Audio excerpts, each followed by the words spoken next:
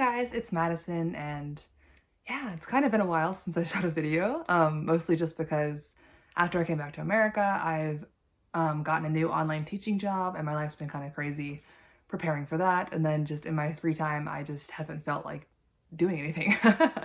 So I've been kind of lazy with shooting videos recently. But yeah, over the past month or two, my language learning has been pretty much non-existent. Again, because of my new job and just kind of not wanting to do much of anything that felt like work outside of working. So I've been very bad with my studying recently. But um, yeah, I'm trying to change that for the coming days. And I've been seeing a lot on Twitter about how a lot of language learners are making their 2021 goals already, and I am just not about that life. Like like nothing against them. They can, plan ahead all they want, but it's not really my style to plan ahead that early. And I guess for me, I kind of see December as kind of my last chance to throw everything I have into studying and accomplishing goals before the year finally ends. So this is kind of like my last chance, my last little gung-ho shot of being productive before the year ends. So yeah, for me, I always kind of view December as a chance to get any last things done that I wanted to accomplish in the year before I run out of time and it's 2021. So yeah, like I mentioned, I haven't really been doing much studying recently. I haven't really touched Japanese since I finished my month of premium access at JapanesePod101.com. I think I mentioned before that I was going to try like the free version and then compare the two. Well, I kind of took a look around the free version and it turns out there's almost nothing in the free version. You have to pay for at least the basic plan to get really any resources worth using. I think you get like a couple of lessons in each level for free, and then you have to pay to even have access to the podcasts, much less any of the extra features. So there's not much you can do for free on Japanese Pod 101.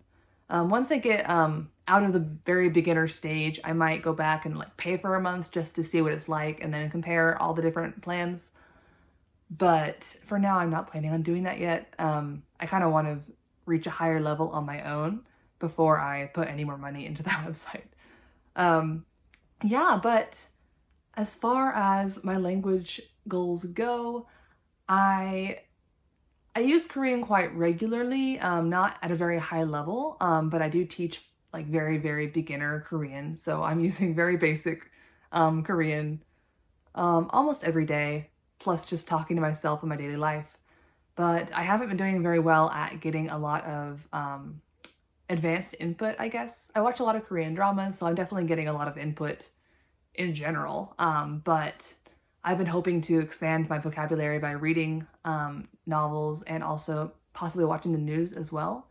And I've been failing at those two aspects. My last video I posted about trying to read a book a month, and I've not read much since. So yeah, I'm failing right now, but I'm hoping to get back into that with this little last burst of December motivation. And I've also been watching a lot of Chinese dramas recently. Well, recently being the whole last year or so. And so I'm getting a lot of Chinese input as well, even though I haven't studied Chinese since college. So it's been 3.5 years now since or more than that, I guess.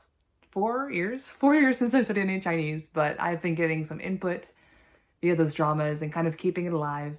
And watching those shows has also kind of made me want to start studying it again, at least to like strengthen the foundation that I already built, like revisit those vocabulary words that I had studied, and then possibly take it even further to the next level.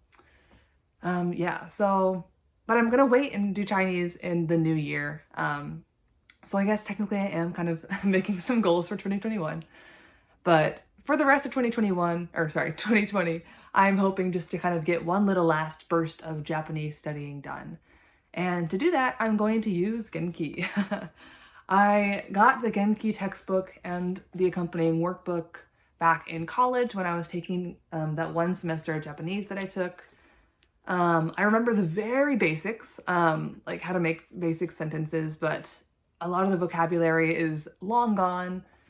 And yeah, I need to study and review it. And And again, in that college course, we only got a little less than halfway through the book, so I definitely not only have forgotten a lot that I did learn, but there's still a whole bunch of new content in there that I could use. In general, I don't think that textbooks are the way to go if you want to go from like nothing to pure fluency. Like with textbooks alone, I don't think it's possible, but I do think that they can be a good resource.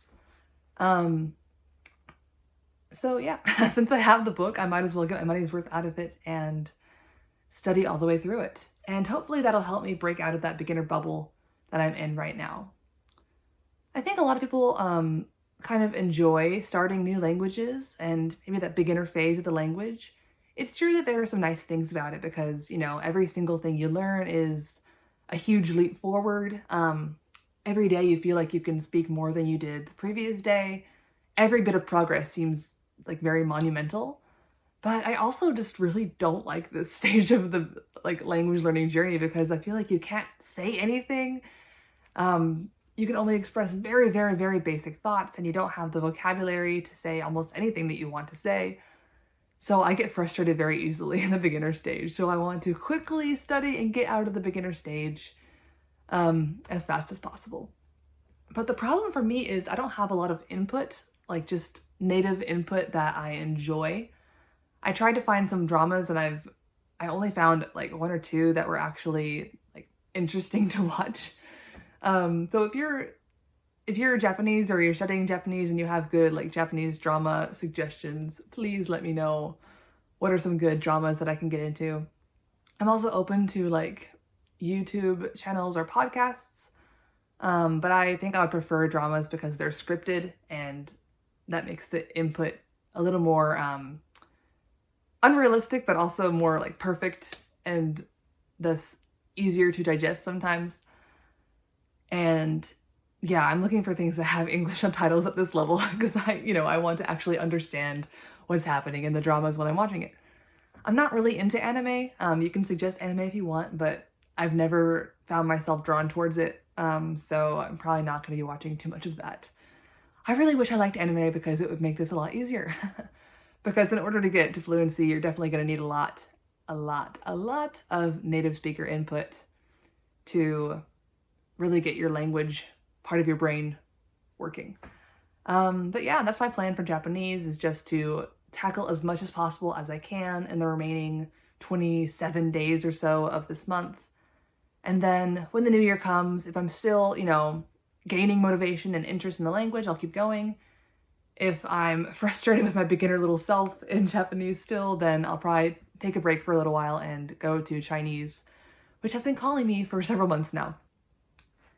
And yeah, like I said, as always, I'm trying to keep exposing myself to higher and higher level of Korean content as well, just to get myself, even further into my fluency level. I get a lot of like conversational input through just watching all the dramas that I watched, and then also from my Korean friends. But, reading those novels and watching news and learning the Hansa-based words that are there, I think will really push me to the extra level of the more infrequent vocabulary. And yeah, that's my goals right now. And hopefully I can accomplish, or at least work towards accomplishing them before the year ends. And then I can, look forward into the next year and see what my goals are for that. And yeah, that's it for now. And until next time. 안녕.